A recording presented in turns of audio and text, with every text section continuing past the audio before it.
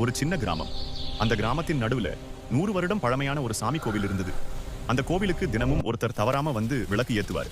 அவர் பேர் முத்து. முத்து ரொம்ப ஏழை. அவன்கிட்ட பணம் இல்ல. ஆனா மனசு நிறைய நம்பிக்கை இருந்தது.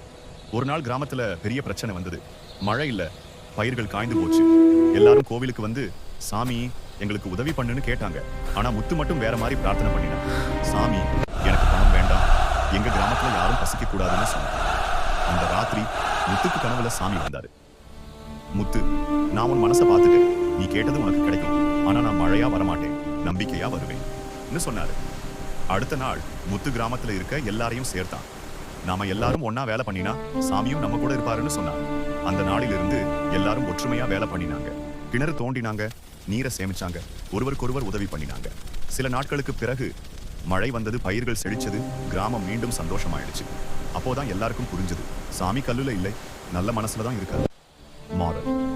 உண்மையான பக்தி என்றால் பிறருக்காக நினைப்பது. சாமி நம்ம நம்பிக்கையில தான் வாழ்கிறார்.